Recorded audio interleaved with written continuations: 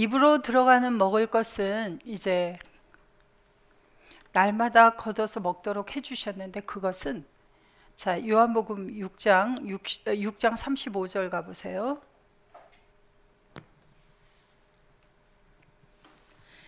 예수께서 가라사대 내가 곧 생명의 떡이니 내게 오는 자는 결코 줄이지 아니할 예. 터이요. 잠깐만. 예. 자, 31절. 기록된 바 하늘에서 저희에게 떡을 주어 먹게 하였다 함과 같이 우리 조상들은 광야에서 만나를 먹었나이다. 자, 그러면 히브리 백성들은 지금 먹는 것을 무엇만 알고 있는 거죠? 입으로 들어가는 것, 뒤로 내어버려지는 것만 먹는 것을 알고 있었습니다. 그런데 신명기에 가서 보니까 사람은 무엇을 먹어야 사는 것을 알게 하려고 광야의 길을 걷게 하셨다 그랬죠? 하나님의 입으로부터 나오는 말씀. 그래서 자, 예수님께서 이제 이 유대인들에게 말씀을 하시는데, 우리 조상들은 광야에서 만나를 먹었습니다 라고 하니까 하늘에서 내린 떡은 모세가 준 것이 아니다 하고 애매모호하게 말씀을 하신 거예요. 자, 그러면 하늘에서 내린 떡은 만나만 있었습니까? 아니면 하나님의 입으로부터 나오는 말씀도 있었습니까? 그래서 자, 6장 49절 가보세요. 너희 조상들은 광야에서 만나를 먹었어도 죽었거니와 이는 하늘로서 내려오는 떡이니 사람으로 하여금 먹고 죽지 아니하게 하는 것이니라. 예, 그러니까 떡이 만나도 있었지만 하늘에서 내려오는 떡, 죽지 않고 살게 하는 빵이 또 하나 다른 빵이 있다는 것을 이야기를 해주고 계시죠.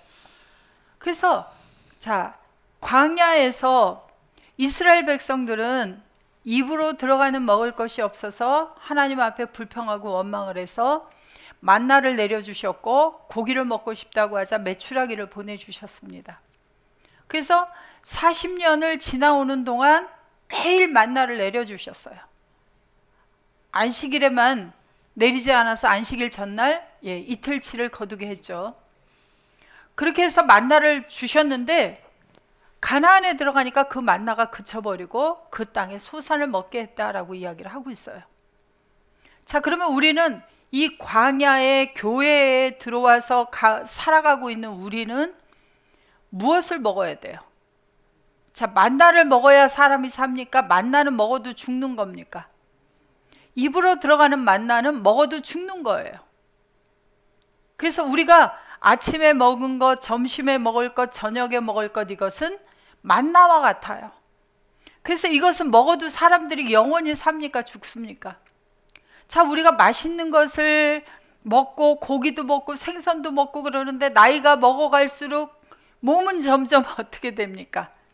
어린아이 때에는 사람이 자라고 건강해지는 것 같은데 나이를 먹어가니까 몸은 점점 어떻게 되어져요? 예. 그래서 지금 한국에도 수명이 많이 길어졌어요. 그래서 수명이 길어졌는데 대신에 몸이 허약해지니까 집에서 돌볼 수가 없다. 그래서 지금 한국에 무슨 사업이 지금 뜨고 있습니까? 예, 노인 요양업. 그래서 요양원이 곳곳마다 생겼고 요양병원도 생겼고 그리고 노인 요양사라는 직업이 생겼어요. 예전엔 이런 게 없었어요. 왜냐하면 수명이 그리 길지도 않았고 또 대가족이 돼서 돌볼 사람들이 있었습니다. 그런데 대가족 제도가 돼서 돌볼 사람들이 있어도 수명이 길어져서 이제 내가 나를 책임질 수가 없고 다른 사람이 책임져 줘야 되는 그러한 나이가 되면, 그런 노인이 집에 있게 되면 이제 젊은 사람들은 힘이 듭니까? 안 듭니까? 그렇죠. 자, 그래서 우리가 입으로 들어가는 먹을 것은 사람을 살게 하지 않아요. 그런데도 사람들은 뭐라 그러냐면 아이고 배고파 죽겠다 하다가 입으로 뭘 먹으면 아유 이제 살겠다 그래요. 자, 살겠습니까? 그런데 정말 우리를 살게 하는 것이 무엇인지를 알으라는 거예요. 누구는? 하나님의 아들들은, 하나님은 하나님의 아들이 아닌 사람들에게 관심이 없어요. 정말 냉정하시게. 하나님의 아들들은 알라는 거예요. 뭘? 그거는 너희들을 영원히 살게 하는 것이 아니다라는 거예요. 너희들을 진짜 살게 하는 양식은 하나님의 입으로부터 나오는 말씀이다라고 하시는 거예요. 그래서 자, 출애굽기 4장 12절.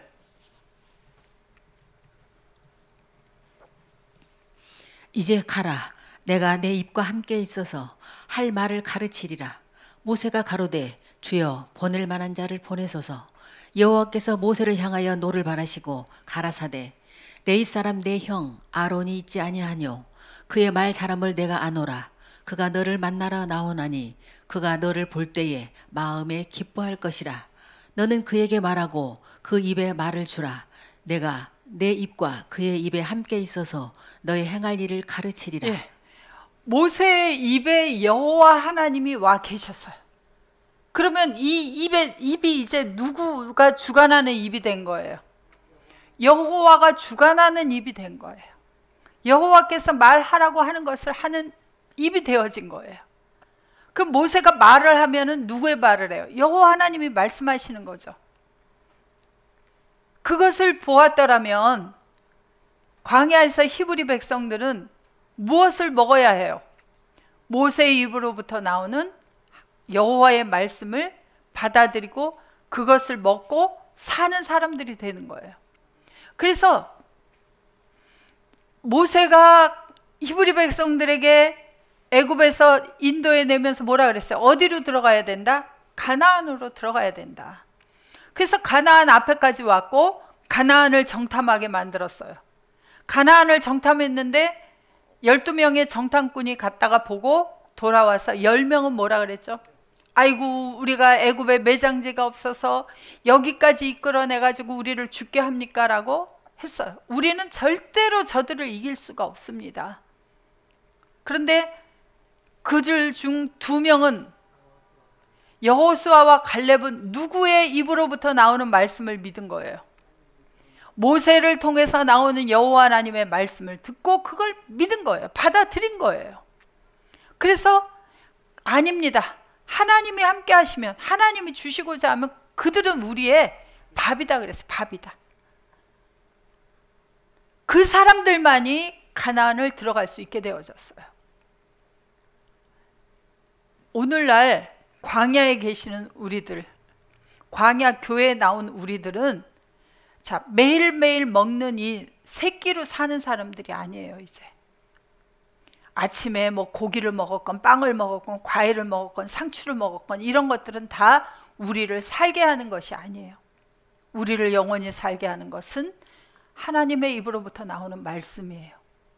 그래서 이 말씀이 나는 마태복음을 다 공부했으니까 마태복음 끝났어, 창세기를 공부했으니까 끝났어가 아니라 이 양식이 오늘날 명하는 말씀이에요. 오늘날 매일 명하는 말씀.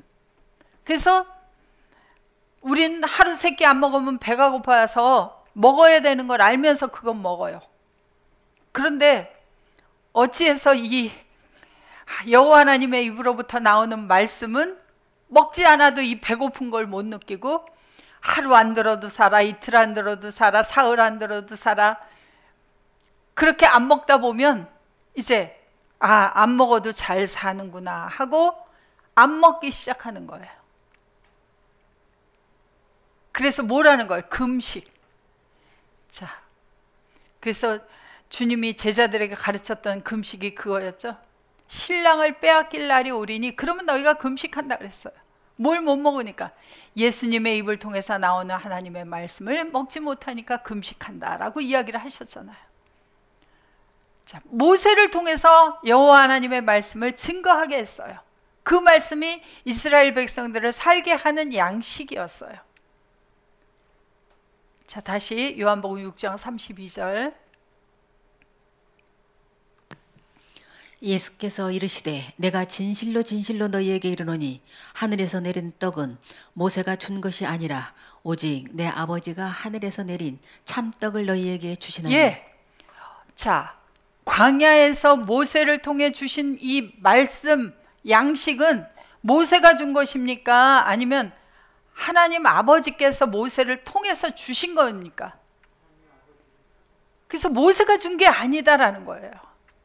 그래서 모세의 입을 통해서 나오는 말씀이 아버지가 주시는 말씀이라는 거예요. 자, 그래서 마태복음 4장 3절 4절 봅니다. 시험하는 자가 예수께 나와서 가로되 내가 만일 하나님의 아들이여든 명하여 이 돌들이 떡덩이가 되게 하라. 예수께서 대답하여 가라사대 기록되었으되 사람이 떡으로만 살 것이 아니요 하나님의 입으로 나오는 모든 말씀으로 살 것이라 하였느니라 하시니. 예수님께서 이 시험을 받을 때 며칠간 굶으셨는지 1절부터 보세요. 그때에 예수께서 성령에게 이끌려 마귀에게 시험을 받으러 광야로 가사 40일을 밤낮으로 금식하신 후에 줄이신지라. 자, 예수님이 며칠을 굶으셨어요? 40일을. 그런데 이제 세상 말에 보면 사흘 굶고 남의 것을 훔치지 않을 수가 없다 그래요. 그러면 예수님은 40일을 굶으셨으면 지금 어떻게 해야 되는 상황이에요? 그래서 저도 예전에 하도 사람들이 금식해서 저도 금식을 해봤어요. 안 해본 게 아니에요. 근데 저는 40일까지는 엄두도 못 내봤습니다. 그래서 제일 쉬운 게 아침 금식. 아침에 자고 일어나서 입맛이 없으니까 그냥 안 먹는 거예요. 금식이 아니라. 그런데 거기다 금식자를 붙여서 제가 100일 금식, 1000일 금식 이러고 누구를 속이고 있는 거예요 지금. 누구에게 얄팍한 수를 썼을까요? 제가 기도 응답해 달라고. 여러분들은 안 그러셨는데 저는 얄팍한 수를 썼어요. 그래서 기도를 할 때도 하나님, 내 남편이 사업을 잘하는 장로를 만들어 주십시오. 가만히 생각하니까 사업 잘하는 장로가 되면 돈을 잘 벌잖아요. 월급쟁이보다는 사업을 하면 잘 벌을 것 같아요. 그래서 그래도 믿음이 있는 장로가 되면 좋잖아요. 그래서 교회에 헌금을 하고 남는 거는 누가 써요? 사업이 잘 되면 그 전액을 갖다 드리는 게 아니라 그 일부분 드리면 나머지 부스러기는 누가 써요? 그래서 얄팍하게 기도를 했더니 하나님께서 들어주셨을까요? 안 들어주셨을까요? 다행히 안 들어주셨어요. 그래서 그런 기도는 하나님이 속지 않는구나를 제가 알았습니다. 계속 하나님이 속아주셨더라면 제가 하나님 속이는 일에 아주 앞장서서 1등이었을 건데 다행히 하나님이 안 속아주셨어요. 그래서 저는 금식을, 아침 금식을 쉽게 했어요. 그 다음에 3일 금식, 하루 금식, 일주일 금식, 열흘 금식, 21일 금식, 40일 금식. 정말 40일 금식 하시는 분들 대단해요. 어떻게 그렇게 하시는지 모르겠어요. 그런데 제가 있던 곳에서 연초가 되면은, 연말 연초가 되면은 3일 금식을 시켰습니다. 그래서 다 3일 금식을 하러 데리고 산으로 올라가요. 가면은 볼만합니다. 그게 자원해서 3일을 금식하는 게 아니라 억지로 3일 금식을 해라 시켜놓으니까 주머니 속에 초콜릿 넣어갖고 온 사람, 몰래 가서 뭐 먹고 온 사람 등등. 금식한 거예요? 안 한 거예요? 안 한 거죠. 그런데 일단은 3일 금식을 하고 나면 눈앞에 뭐가 왔다 갔다 하냐면 먹을 게 왔다 갔다 해요. 내가 이거 끝나면은 뭐를 먹으리라. 뭐는 정말 맛있겠다. 그런데 예수님은 며칠 금식하셨다고요? 40일. 그럼 예수님은 지금 돌멩이라도 막 그냥 먹을 그런 상황이 된 거죠. 그때 예수님을 시험한 거예요. 그렇게 해놓고. 그런 시험에 예수님께서 어떻게 대처를 하는지 보신 거예요. 이 시험이 우리에게도 올까요, 안 올까요? 그래서 물론 이 양식에 대해서는 더 깊은 뜻까지 있으나 오늘은 이제 얄팍한 뜻만을 보이겠습니다. 그래서 40일 금식하신 후에 줄였는데 시험하는 자가 예수님에게 나와서 말합니다. 뭐라고 말했어요? 내가 만일 하나님의 아들이여든 명하여 이 돌들이 떡덩이게 되게 하라. 예수께서 대답하여 가라사대 기록되었으되 사람이 떡으로만 살 것이 아니요 하나님의 입으로 나오는 모든 말씀으로 살 것이라 하였느니라 하시니. 우리도 하나님의 아들들이에요, 아니에요? 예수 안에 있는 하나님의 아들들이잖아요. 우리가 하나님을 누구라고 불러요? 아버지라고 부르잖아요. 그러면 예수님만 40일 금식하시고 이 시험에 통과해야 돼요. 우리도 주 안에서 이 시험을 통과해야 돼요. 우리도 통과해야 돼요. 뭐라고 대답할 거예요, 여러분들은? 아니 3일만 굶어도 그냥 눈앞에 라면이 왔다 갔다 하고 김밥이 왔다 갔다 하는데 와가지고 물어보면 뭐라고 대답하실 거예요? 그래도 의연하게 사람이 떡으로만 살 것이 아니라 하나님의 입으로 나오는 말씀으로 살 것이니라 하고 여러분들 믿음을 지킬 수가 있느냐 이거예요. 타협 안 할 거냐 이거예요. 하나님의 사람이라면 타협을 안 해야죠. 그래서 우리의 먹을 것을 바로 입으로 나오는 말씀인데 어느 입으로부터? 하나님의 입으로부터 나오는 말씀이에요. 그래서 출애굽 때에는 모세를 통해서 하나님의 입이 되게 하셨고 그들에게 말씀을 주셨습니다. 그것이 그들을 살게 하는 거예요.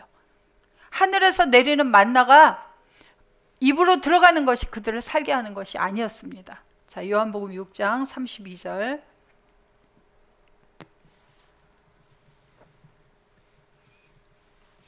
예수께서 이르시되 내가 진실로 진실로 너희에게 이르노니 하늘에서 내린 떡은 모세가 준 것이 아니라 오직 내 아버지가 하늘에서 내린 참떡을 너희에게 주시나니 하나님의 떡은 하늘에서 내려 세상에게 생명을 주는 것이니라. 예. 자, 아버지가 주시는 이 진리의 빵은 어디에서부터 내려와요? 하늘에서부터 내려와요. 자, 어떤 하늘에서 내려왔어요? 그래서 정말 성경은 모호하게 이렇게 사람들이 헷갈릴 수 있을 만한 그런 이제 말씀들이 많이 있습니다. 자, 만나는 어느 하늘에서 내렸습니까? 만나는 날마다 하늘로부터 내려서 그것을 거두었어요. 그런데 자, 하늘에서 내렸다. 그래서 하늘이라고 하는 것이 성경에서 무엇을 말하는 것인지를 우리가 봐야 돼요. 자, 창세기 19장 24절. 여호와께서 하늘 곧 여호와에게로서 유황과 불을 비같이 소돔과 고모라에 내리사 그 성들과. 예. 자, 어디에서부터 내려왔어요? 유황과 불이 하늘에서. 그런데 여호와 하늘 곧 여호와에게로서부터 유황과 불을 비같이 내리사. 그래서 하늘을 가리켜서 여호와다 그렇게 이야기를 하고 있어요. 그래서 하늘이 여호와가 하늘이십니다. 그래서 하늘이 있는데 자, 여호와 하나님은 신약의 누구예요? 예수 그리스도시죠. 그래서 예수님을 하늘이라고도 해요. 그런데 고린도후서 11장 2절에 보시면 내가 하나님의 열심으로 너희를 위하여 열심 내노니 내가 너희를 정결한 처녀로 한 남편인 그리스도께 드리려고 중매함이로다. 예. 자, 예수님을 가리켜서 여기서 뭐라 그래요? 남편이다 그래요. 그러면 예수님은 하늘인데 하늘이 남편이에요.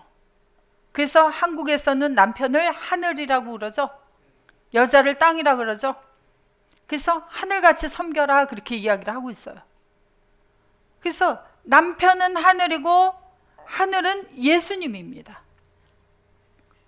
그러면 하늘에서부터 양식이 내려온다 그러면 어디에서부터 내려오는 거예요?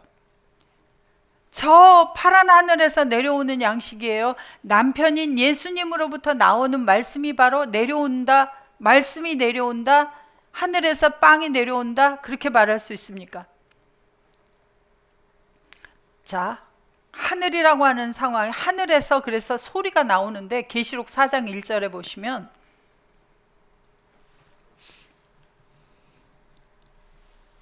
이 일 후에 내가 보니 하늘에 열린 문이 있는데 내가 들은 바 처음에 내게 말하던 나팔 소리 같은 그 음성이 가로되 이리로 올라오라.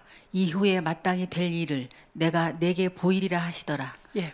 자, 하늘에서 나팔 소리 같은 그 음성이 나왔다 그래요. 그래서 처음에 말하던 나팔 소리 같은 음성. 그래서 바로 하늘에서 나오는 소리가 나팔 소리 같은 음성이었습니다. 그래서 계시록 1장 10절에 보시면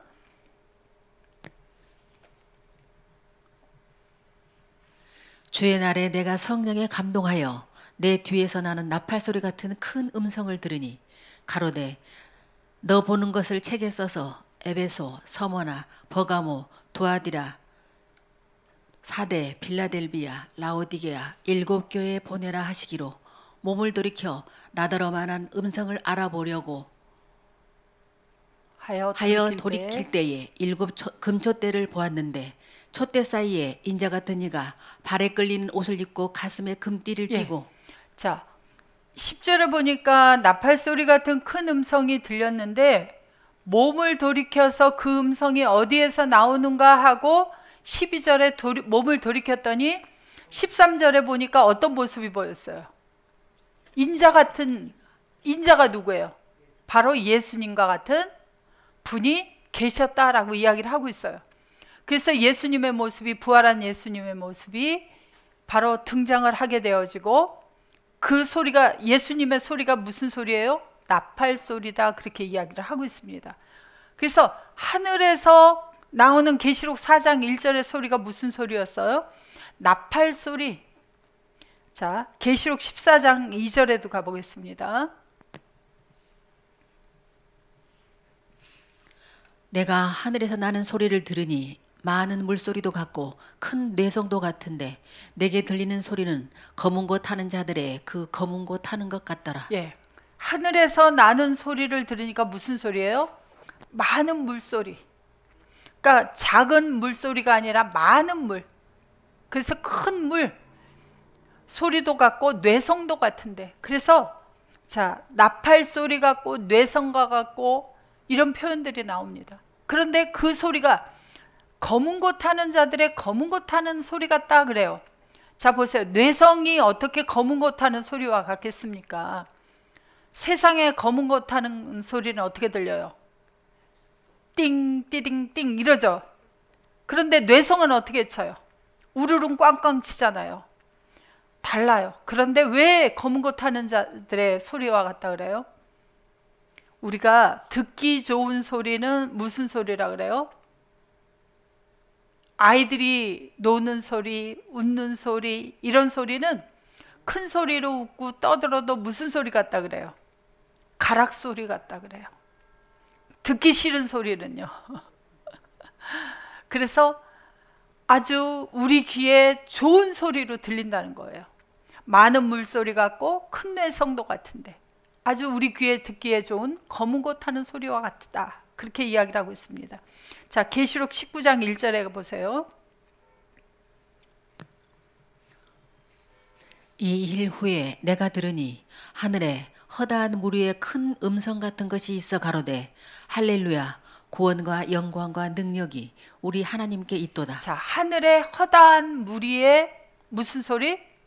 큰 음성 같은 것이 있어. 그래서 하늘에 많은 물소리, 허다한 물 위에 큰 음성, 그렇게 이야기를 하고 있습니다. 자, 그러면 계시록 19장 6절에 보세요. 자, 허다한 물 위의 음성을 6절에서 뭐라고 하나? 또 내가 들으니 허다한 무리의 음성도 같고 많은 물소리도 같고 큰 뇌성도 같아서 가로되 할렐루야 주 우리 하나님 곧 전능하신 이가 통치하시도다. 자, 많은 물소리, 허다한 소리, 뇌성과 같은 소리, 그런데 그 소리가 나팔 소리도 같다 이러죠. 그런데 그 소리가 주님의 소리다 이렇게도 이야기하죠. 그런데 허다한 무리가 또 생겼어요. 근데 허다한 무리가 내는 소리가 많은 물소리예요. 자, 시편 29편 3절에 보시면은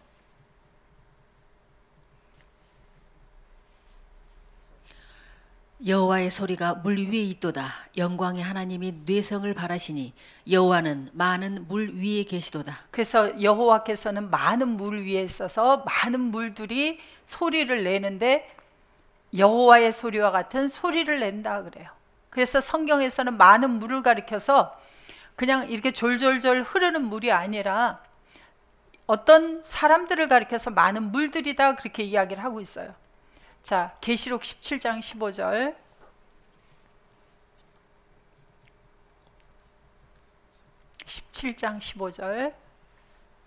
또 천사가 내게 말하되 내가 본 바 음녀에 앉은 물은 백성과 무리와 열국과 방언들이니라. 그래서 음녀가 앉은 물들이 있고 여호와 하나님이 앉은 물들이 있는데 그 물들이 다 뭐예요? 백성들, 무리들, 열국들, 방언들, 어떤 사람들을 가리켜서 이야기를 하고 있습니다. 그래서 많은 물들이라고 하는 것은 많은 사람들이에요. 여호와 하나님이 앉아 계시는 많은 물들이 있어요. 그래서 내는 소리가 바로 물들의 소리다 그렇게 이야기를 합니다. 에스겔서 1장 24절. 생물들이 행할 때에 내가 그 날개 소리를 들은즉 많은 물소리와도 같으며 전능자의 음성과도 같으며 떠드는 소리 곧 군대의 소리와도 같더니 그 생물이 설 때에 그 날개를 들이우더라. 예, 그래서 에스겔서 1장에는 하늘의 광경이 나오는데 거기에도 많은 물소리가 나와요. 생물들이 행할 때. 그래서 네 생물이 등장하는데 그 네 생물들도 소리를 내는데 많은 물소리와도 같은데 그게 허다한 무리도 되어지는데 전능자의 음성과 같은 소리를 내는 거예요. 왜? 그 많은 물들 위에 누가 계시니까? 여호와 하나님이 앉아 계시니까 동일한 소리를 내는 사람들이에요. 그래서 물 위에 있다 하는 상황은 많은 사람들이 있고 그 위에 여호와 하나님이 계시는 혼자 계시는 그런 상황도 있지만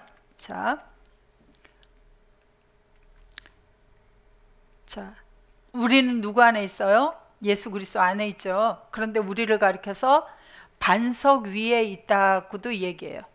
반석인 예수 그리스도가 계시고 그 위에 연합된 내가 있어요. 하나가 되어 있죠. 이러한 사람들이 모여서 많은 무리를 이루는데 다 동일하게 누구가 있어요? 예수 그리스도가 계시죠. 그래서 주님이 앉아있는 물들이다 그래요. 그래서 소리를 내면 다 무슨 소리를 내게 되어져요? 동일하게. 다 그리스도 안에 있다, 그리스도 위에 있다, 주님이 내 위에 있다, 내 안에 있다 이런 표현들을 쓰는 거예요. 그래서 동일하게 다 주와 함께 하고 있으니 다 주님의 소리를 내는 사람들이다 그렇게 얘기를 해요. 그래서 계시록 1장 15절에도 보시면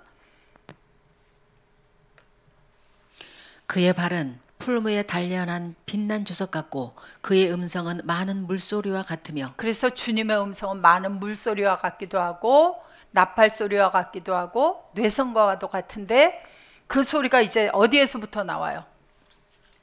바로 그리스도 안에 있는 바로 하나님의 아들들에게서 나오는 소리가 바로 이러한 소리입니다. 그래서 많은 물소리, 뇌성과 같은 소리, 나팔과 같은 소리 이런 소리를 내게 되어져요. 이게 바로 하늘에서 나오는 소리예요. 그래서 하늘이라고 하는 곳에서부터 나오는 소리가 바로 그래서 여호와 하나님으로부터 나오는 소리가 그런 소리인데 오늘날 그 여호와 하나님이 어디 계세요? 바로 우리와 함께 하고 계시죠. 그래서 우리가 나아가서 복음을 증거할 때에 바로 그러한 소리를 내게 되어집니다. 그래서 하늘로부터 내려오는 진리의 빵은 바로 어디에서부터 내려와야 돼요? 이제 저 파란 하늘로부터 내려와야 됩니까? 그리스도 안에 있는 여러분들이 복음을 증거할 때 나오게 되어집니까? 다시 요한복음 6장 32절부터 보겠습니다. 예수께서 이르시되 내가 진실로 진실로 너희에게 이르노니 하늘에서 내린 떡은 모세가 준 것이 아니라 오직 내 아버지가 하늘에서 내린 참 떡을 너희에게 주시나니 하나님의 떡은 하늘에서 내려 세상에게 생명을 주는 것이니라. 저희가 가로되 주여 이 떡을 항상 우리에게 주소서. 예수께서 가라사대 내가 곧 생명의 떡이니 내게 오는 자는 결코 줄이지 아니할 터이요 나를 믿는 자는 영원히 목마르지 아니하리라. 예. 자, 예수님 자신이 생명의 빵이고 예수님을 향하여 오는 자는 결코 줄이지 아니할 터이요 나를 믿는 자는 영원히 목마르지 아니하리라. 그러면 예수님을 향해서 가야 하잖아요. 이 생명의 빵을 먹으려면. 자, 오늘날 예수님이 어디 계셔요? 알아야 가죠. 예수님한테 가야지 이 생명의 빵을 먹을 수 있고 이 생명의 빵을 먹어야 이것은 코스모스에게 주는 생명인데 이 생명을 얻으려면 예수님에게 가야 하잖아요. 자, 비행기를 타고 이스라엘로 가야 합니까? 이스라엘이 그 백신을 빨리 맞아가지고 지금 마스크를 벗는다 어쩐다 하는데 우리가 가야 합니까? 그리로? 자, 예수님이 어디 계셔요? 우린 예수님이 어디 있는지를 시시때때로 아주 잘 잊어버려요. 왜 잊지 말아야 할 건 잘 잊어버리고 잊지 않아도 되는, 그러니까 잊어버려도 되는 것을 이렇게 기억을 잘하는지 모르겠어요. 예수님을 영접했다 해놓고도 예수님을 잊어버리고 예수 안에는 형제들을 바라보면서 샬롬 샬롬 인사를 해놓고도 잊어버려요. 그래서 바울이 복음을 증거하고 이제 고린도 교회, 갈라디아 교회, 로마 교회 7교회들을 쭉 이제 만들어 갔죠. 그런데 복음을 증거하고 나서 오랜 시간이 지나지 않아서 갈라디아 교회 교인들이 어떻게 되어졌는지 갈라디아서 1장 6절부터 한번 봐보세요. 얼마나 잘 잊어버리는지, 히브리 백성들만 잘 잊어버렸는지. 형제들아 1장 6절. 그리스도의 은혜로 너희를 부르신 이를 이같이 속히 떠나 다른 복음 쫓는 것을 내가 이상히 여기노라. 다른 복음은 없나니 다만 어떤 사람들이 너희를 요란케 하여 그리스도의 복음을 변하려 함이나. 자, 히브리 백성들만 잘 잊어버립니까? 갈라디아 교회 성도들도 잘 잊어버립니까? 자, 여기 천천히 떠났어요? 속히 떠났어요? 바울로부터 복음을 들었습니다. 무슨 복음을? 그리스도와 예수 안에 연합된 새 언약의 복음을 들었어요. 그래 놓고도 속히 떠났어요. 속히. 다른 복음 아래로. 그래서 다른 복음으로 속히 떠나서 무슨 일을 행하냐면 뭘 행해야 된다 그래요? 자, 바울은 고린도 전서 1장 17절에서 보시면은, 자,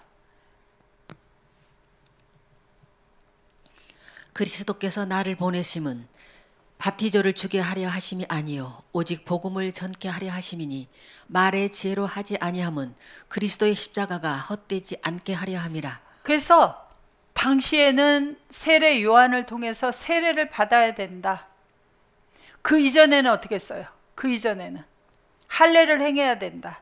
그러다가 세례 요한이 와서 세례를 받아야 된다. 회개의 세례를. 예수님은 오셔서 세례를 주고 다니셨습니까? 안 주고 다니셨습니까? 세례를 안 주고 다녔어요. 그래서 바울도 부활하신 예수님을 만나고 난 후부터 뭐라 그래요? 내가 세례를 주러 온 게 아니라 복음을 주러 왔다. 복음은 무슨 복음이라 그랬어요? 그리스도 예수 안에서 오직 그리스도의 은혜로 새로운 사람이 만들어지고 그것이 바로 그리스도의 할례를 받은 것이요 함께 죽고 함께 살아난 세례를 받은 것이라고 하는 복음을 전하러 왔다라고 이야기를 하는데, 갈라디아 교회 교인들이 다른 복음을 전하는 자들이 그들에게 왔어요. 어떤 복음을 전하는 자들이 왔을까요? 뭘 받아야 된다?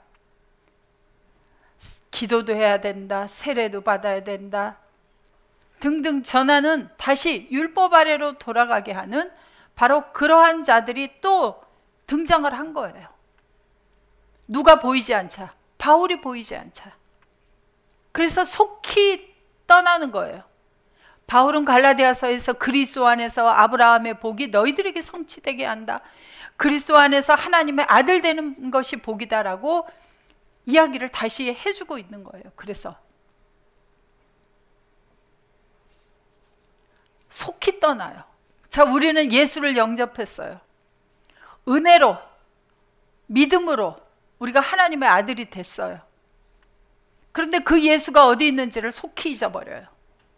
그리고 주님 없이 나 혼자 살아가는 삶을, 나 혼자 지키려고 하는 삶을 살아가려고 하는 그런 습성들이 우리 속에 아직도 남아있는 거예요.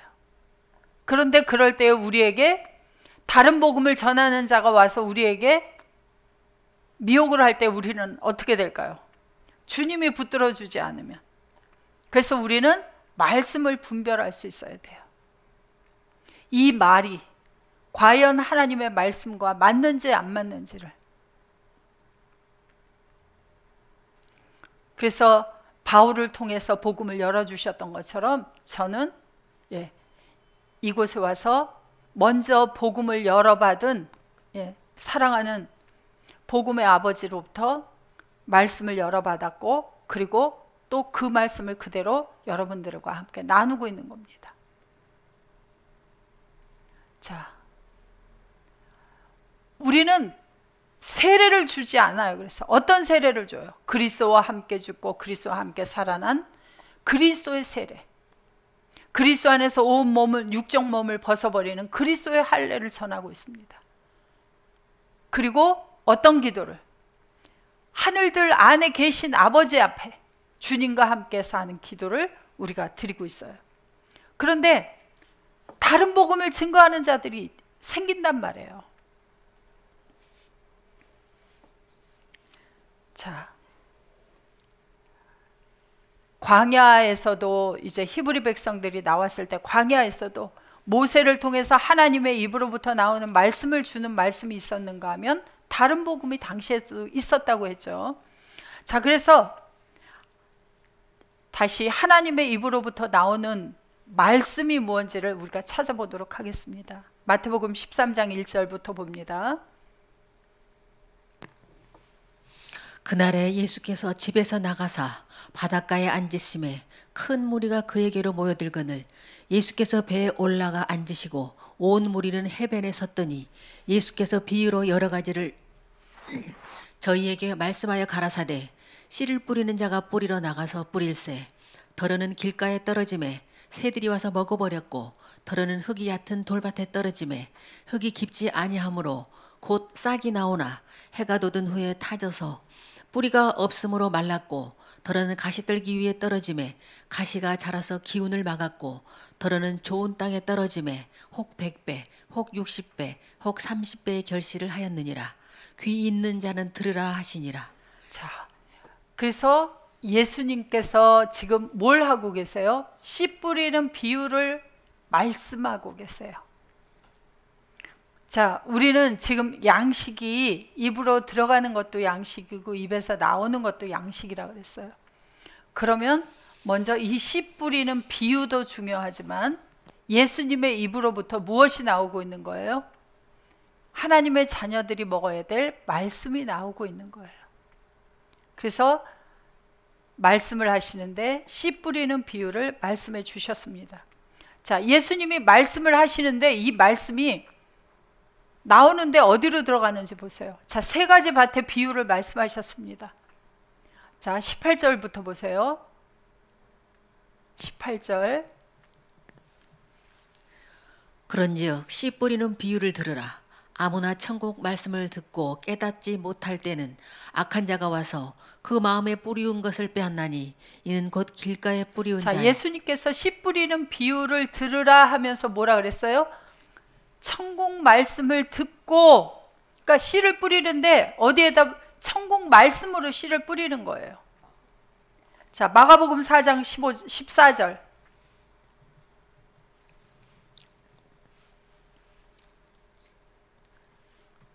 마가복음 4장 14절. 씨 뿌리는 자는 뿌리는 자는 말씀을 뿌리는 자, 것이다. 뿌리는 자는 씨를 뿌리는데 뭘 뿌린다고요? 말씀을 뿌리는데 아까 마태복음 13장 18절에서 어디에다 뿌렸어요? 18절 19절에 보니까 마음에다가 말씀을 뿌리는 것을 씨를 뿌린다 그래요. 그래서 어떤 사람은 돌밭 같은 마음, 어떤 사람은 가시떨기 같은 마음, 어떤 사람은 길가밭 같은 마음. 그래서 말씀을 뿌려주는 거예요. 자, 예수님을 가리켜서 뭐라 그랬어요? 자, 요한복음 1장 1절에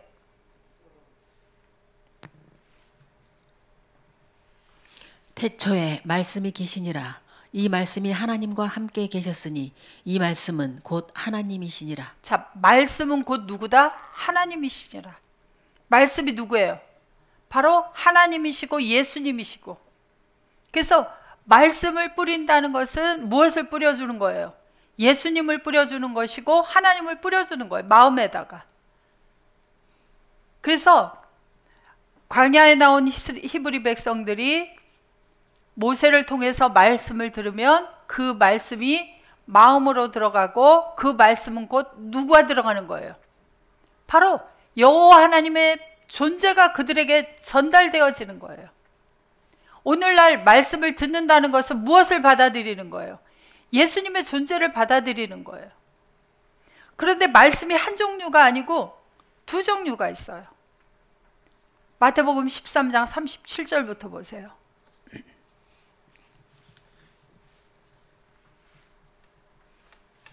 대답하여 가라사대 좋은 씨를 뿌리는 이는 인자요 밭은 세상이요 좋은 씨는 천국의 아들들이요 가라지는 악한 자의 아들들이요 가라지를 심은 원수는 마귀요 추수 때는 세상 끝이요 추수꾼은 천사들이니 그런즉 가라지를 거두어 불에 사르는 것 같이 세상 끝에도 그러하리라. 네. 그래서 좋은 씨가 있는가 하면 자 내려보시면 자 여기는 좋은 씨 표현을 해놨는데 가라지는 씨자를 빼버리니까 가라지는 씨 같은 느낌이 안 들죠. 좋은 씨, 악한 씨, 씨가 두 종류예요. 그래서 씨는 뭐라 그랬죠 아까? 씨는 뭘 뿌리는 것이다? 말씀을 뿌리는 것이다. 그럼 좋은 씨는 좋은 말씀이에요. 좋은 말씀은 천국의 아들들이고 천국의 아들이 누구예요? 그래서 천국은 장소도 있지만 아들을 가지고 있는 어떤 존재도 아버지도 천국이라 그래요. 그래서 마태복음 22장 2절에 가보면 천국은 마치 자기 아들을 위하여 혼인잔치를 베푼 어떤 임금과 같으니. 그래서 어떤 임금 누구예요? 자기 아들이 누구예요? 하나님 아버지가 어떤 임금? 자기 아들은 누구예요? 예수님. 예수님을 위해서 혼인잔치를 베푸면 신부들이 필요해요. 그래서 바울이 고린도후서 11장 2절에서 뭐라 그랬어요? 너희를 그리스도의 신부로 정결한 신부로 중매한다. 그러니까 중매하는 게 뭐예요? 중매하면 혼인잔치가 이루어지죠. 그래서 바로 아버지 하나님이 자기 아들 예수 그리스도를 위해서 혼인잔치를 베푸는 게 뭐예요? 바로 복음을 증거하는 거죠. 그래서 자 그러면 다시 마태복음 13장 37절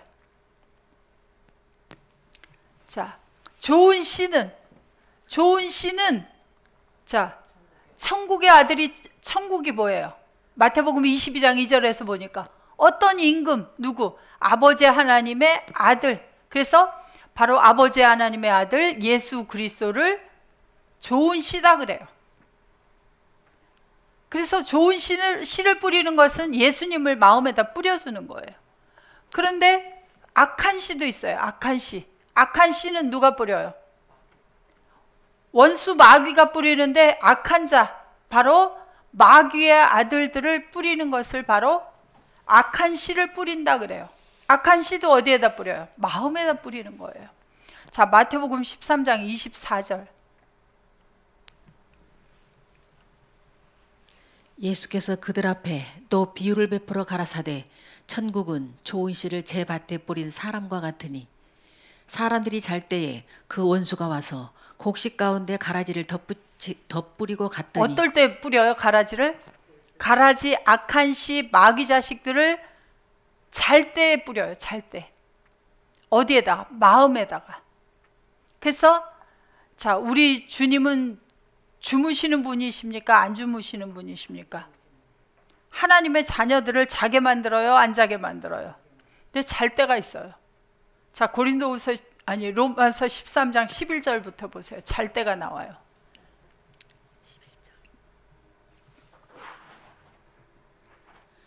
또한 너희가 이 시기를 알거니와 자다가 깰 때가 벌써 되었으니 이는 이제 우리의 구원이 처음 믿을 때보다 가까웠음이니라. 밤이 깊고 낮이 가까웠으니 그러므로 우리가 어두움의 일을 벗고 빛의 갑옷을 입자. 자, 자다가 깰 때가 되었다고 하는 것은 지금 자고 있다는 거죠. 지금 자고 있으니까 깨어라요. 깨어라. 자, 구원이 가까워 오는 것은 깨어 있는 것이고요. 처음 믿을 때는 자고 있다예요. 그래서 고린도 교회, 로마 교회 자고 있는 사람들이 많아요. 그래서 그러할 때를 가리켜서 이제 어떤 때라고 하냐면 어두움에 속해 있을 때다 그래요. 그래서 밤이 깊을 때는 잘 때예요. 낮이 가까울 때는 깨어날 때예요. 자, 밤은 창세기에서 가지 마시고 여러분들이 생각해 보세요. 창세기 1장에서 밤을 무엇을 밤이라고 했어요? 밤이 깊고 낮이 가까웠다. 자, 창세기 1장 5절 갔다 올게요. 빛을 낮이라 칭하시고 어두움을 밤이라 칭하시니라. 아유, 이거 모르는 사람이 어디 있어요? 이럴 것 같아요. 아, 빛은 당연히 낮이고 어두움은 밤이죠. 이렇게 얘기하겠죠. 예, 밤은 어두움이고요. 낮은 빛이에요. 자, 밤이 깊고 어두움이 깊어요. 빛이 낮이에요. 그러면 자, 요한일서 1장 5절에 보세요.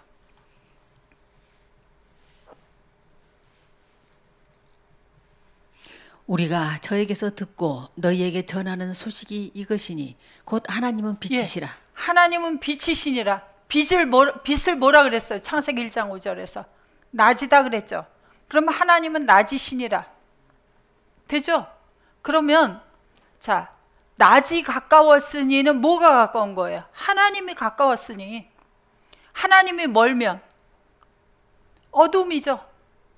그래서 어두움, 밤이 조금 더 없으신 분이 하나님이에요. 자, 고린도후서 6장 14절부터 한번 보세요.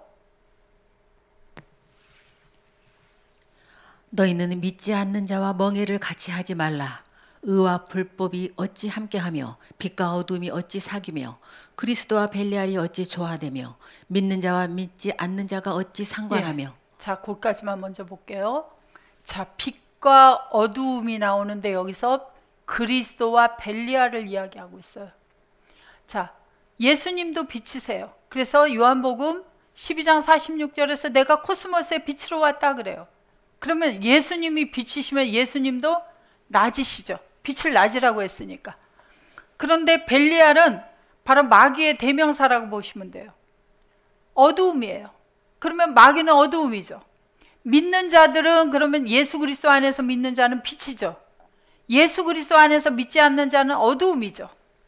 하나님의 성전, 예수님 하나님의 성전 됐는데 우리도 하나님의 성전이죠. 고린도전서 3장 16절에 보시면 우리가 성전이에요. 빛들이에요. 이걸 깨달아 알면 우리가 낮이 가까워요, 멀어요? 그리스도 안에서 내가 하나님의 성전이 되었다. 하나님이 거하고 계신다. 그러면 하나님이 멀어요, 가까워요? 그러면 하나님이 어디 계신지 모른다. 하나님은 볼 수도 없다. 그럼 하나님이 멀어요, 가까워요? 여러분들이 이해하기 쉽도록 설명을 드리는 거예요. 그러면 다시 로마서 13장 11절.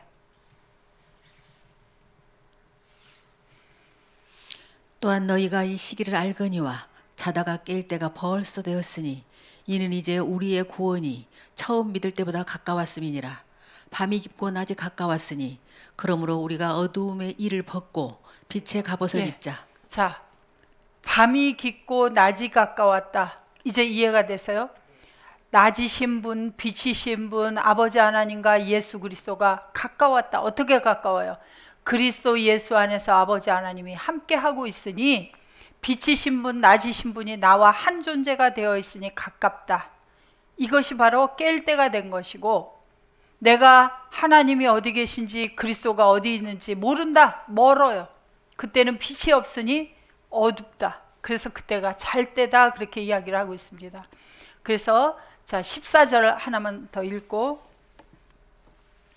오직 주 예수 그리스도로 옷 입고 정욕을 위하여 육신의 일을 도모하지 말라. 그래서 육신의 일을 도모하고 있을 때를 가리켜서 어두움이 깊다, 밤이 깊다라고 이야기를 할 수 있고, 예수 그리스도로 옷 입고 있으면서 빛의 일, 낮의 일을 행하고 있을 때를 가리켜서 낮이 가깝다, 그렇게 이야기를 하고 있습니다. 쉬었다가 다음 시간 하겠습니다.